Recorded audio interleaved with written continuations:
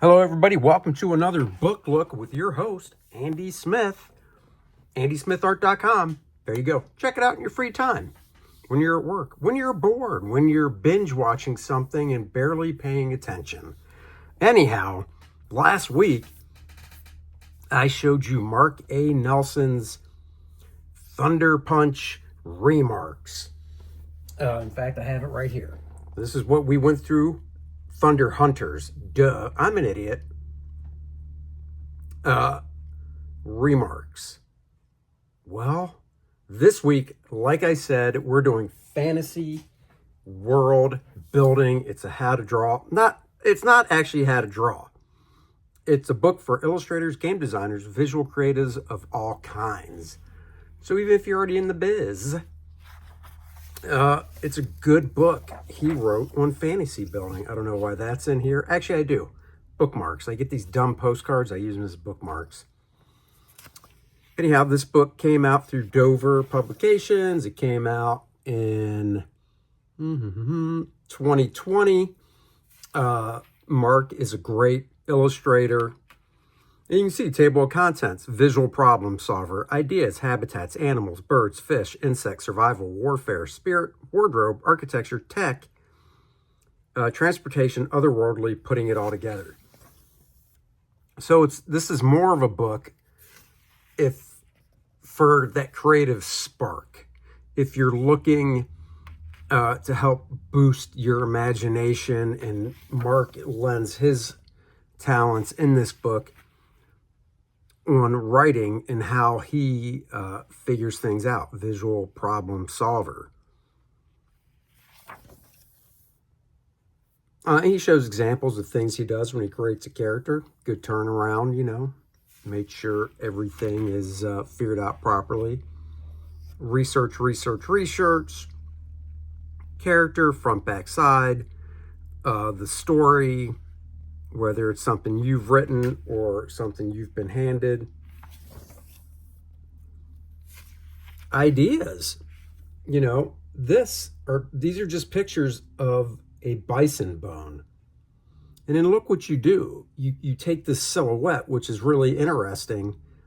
You kind of play with it some and look what you can come up with. Now it looks like, wooden stone structure that people built stuff on the top of. Or maybe use it and create some type of ship out of it. Man, those are cool. Those are really cool. I haven't looked at this book in a while. So you can see the different areas you can go with these things.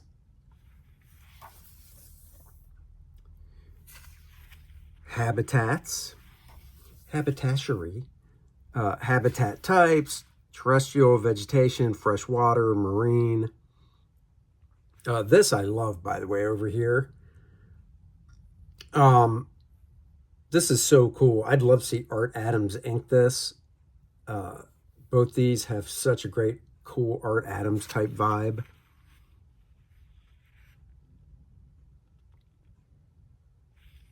Thinking about rock shapes and forms and blue pencil. That's just really cool. The genealogy of an area. And I got this book, one, I really like Mark's work. I think it's just fantastic. But two, because this book is just so filled. Wow, that's really Bernie Wrightston looking with the rendering. It's just filled with great tips and techniques and things like that. And he just gives these examples and then illustrates them, obviously, the way he would. Like I said, the color is fantastic, too. I mean, he's a great painter. Computer color, he can do really well. I mean, if you can paint and color theory, then obviously moving on to something else is not going to be that big of a deal. Moving on to like Photoshop and stuff.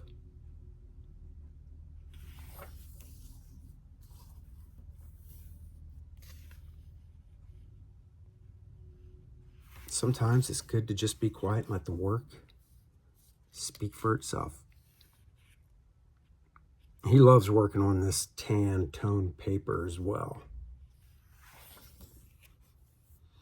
This is great going into animals. He says creatures are my favorite things to design. If you saw the video from last week, you'd see that. If you didn't see it, go back and check it out. And of course, subscribe to my channel. What are you waiting for? I love seeing the different types of feet, just the different things he's doing. You can see construction here.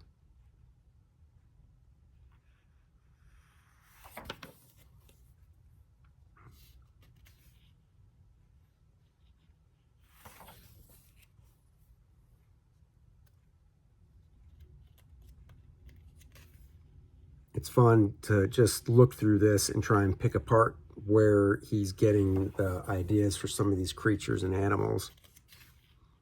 Try and dissect it, if you will.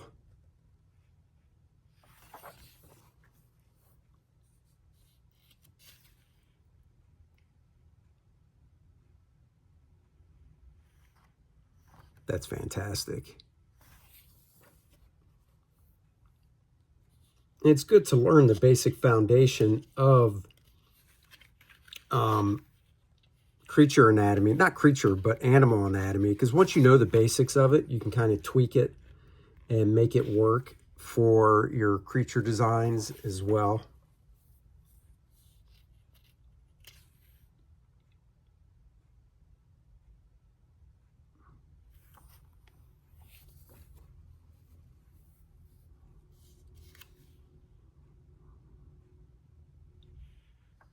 You can see he has a flair for cartoony on the left with those owls.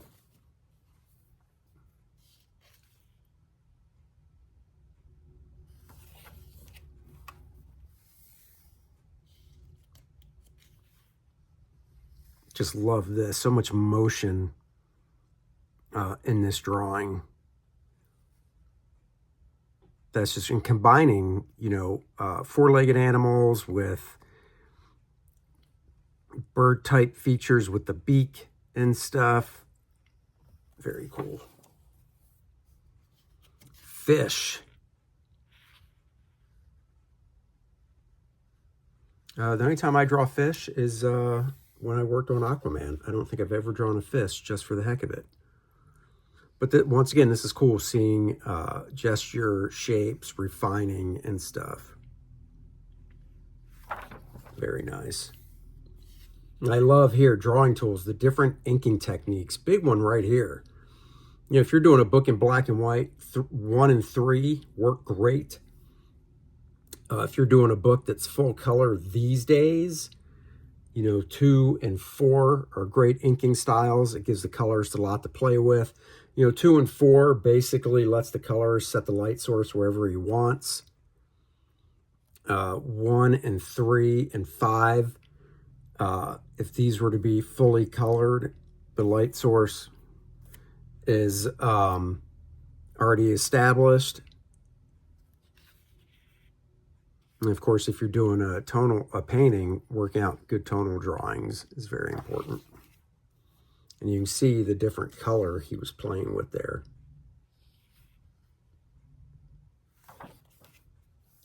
Insects. Buggity-boos.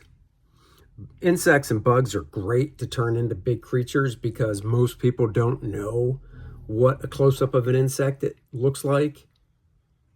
So you don't have to change it that much to make it into some type of monster.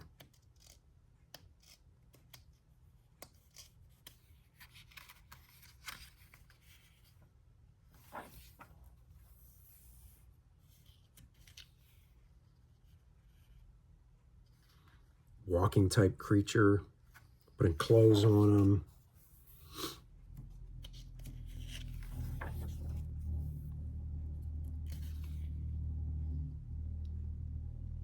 I bet he just gets into a zone when he's inking doing all that cross-hatching. Love that griffin. I think it's a griffin. It's a lion with wings. I could be wrong.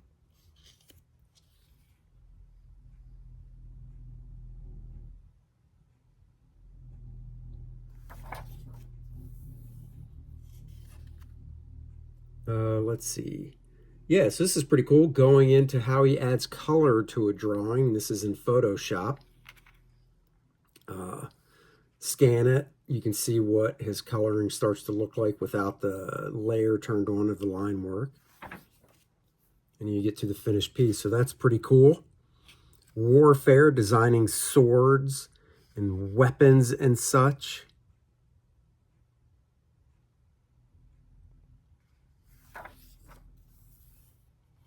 Even some cool looking guns. And then you got the different warriors, or type of warrior creatures.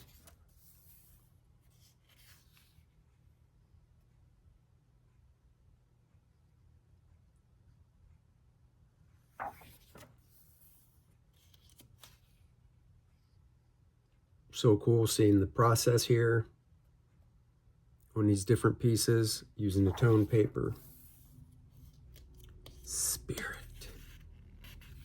Spirit in the sky, in the sky.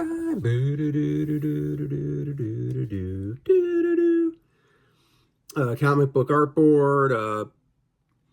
So it's just talking about, you know, this is a place of worship, old ruins and stuff.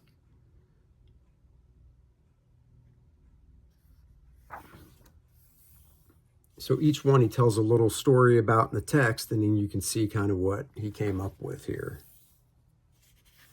This is a roughly $20 book, I believe, maybe 25, 144 pages, you know, standard size.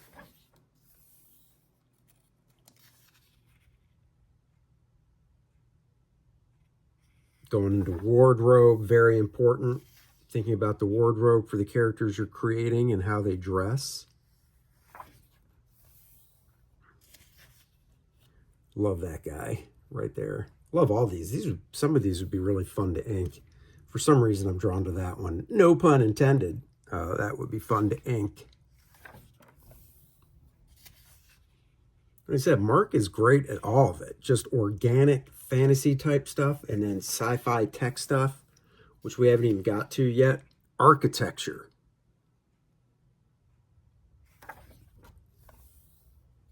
Just on this one page, you got some sci-fi stuff, and then I don't know.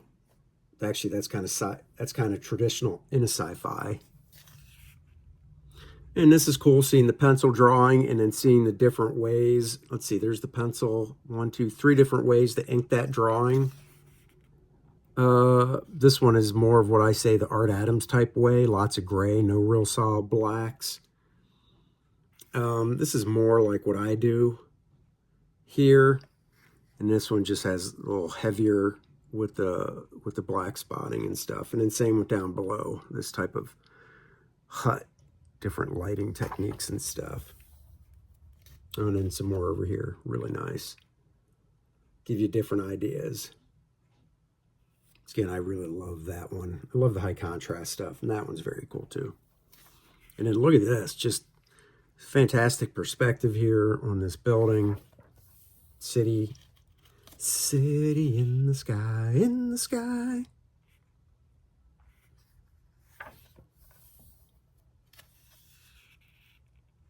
And then great tech design stuff he did.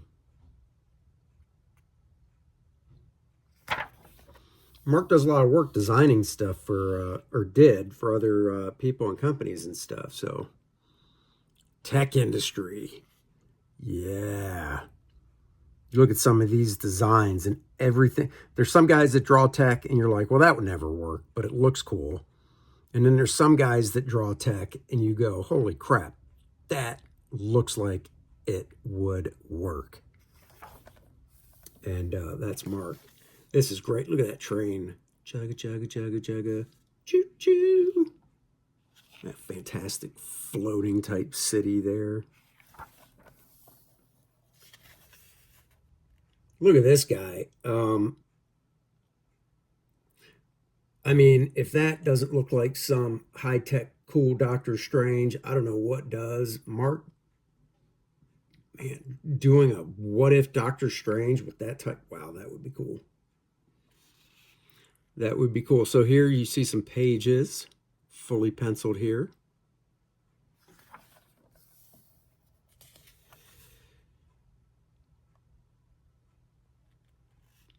Nice design of a mechanic there and a very cool plane. And then just transportation itself, because that goes into so many things. It could be man-made, like this cool ships he made here. Or you take a bug. Like I said, you don't really have to do anything.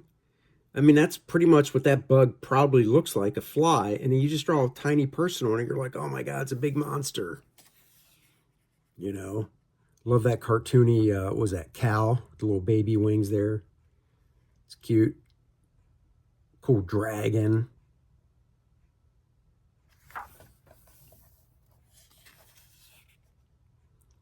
And some cars and stuff. Guys, if you don't know who Mark A. Nelson is, after this, find him on Instagram, Facebook, and then go get this book. I mean, one of the best out there. Otherworldly, so aliens. Man, his inking is just so nice.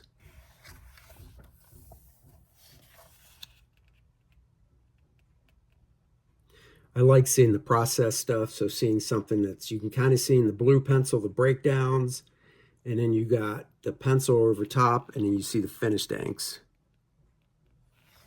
Very nice.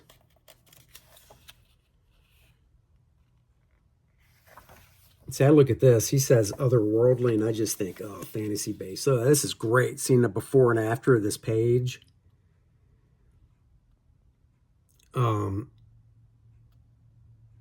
Man, this is just beautiful.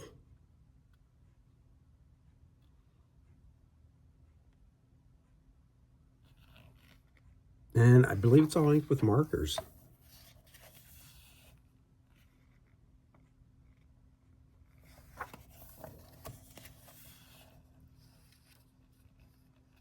Three elements were blended to bring this character to paper: a mantis, a seashell, and my love of pre-Columbian jewelry. See that? He's just throwing all this stuff together. Kind of a praying mantis type head, face, maybe even more attributes I'm just not seeing, because once again, I can't tell you the details of a praying mantis, but you can find them online and make something out of it.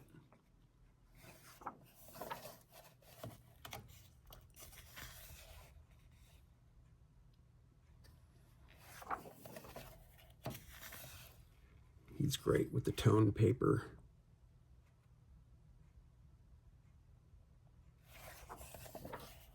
Putting it all together, very nice. I forgot about this. So sequential art, so you can see some of his, these are pages of continuity thumbnails for a short story called Fishing. So you can see his thumbnails and stuff. My thumbnails, and I wouldn't be surprised if they're drawn this size, or maybe just a wee bit bigger. But my thumbnails are not that tight.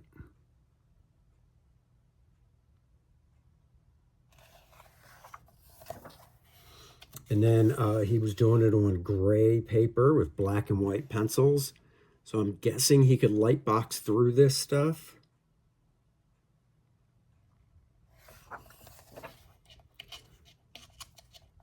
And this is for a different story. Beautiful lettering too. And then look, Crab Boy Chapter 1.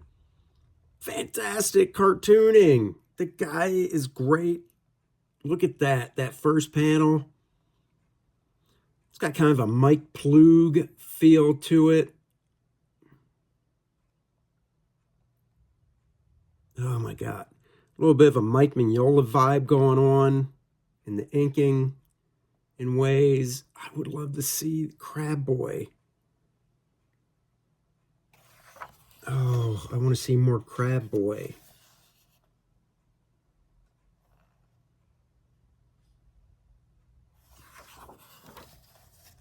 So I wish this took up a full page, but he's kind of taking you through everything starting on the previous page to get to that point.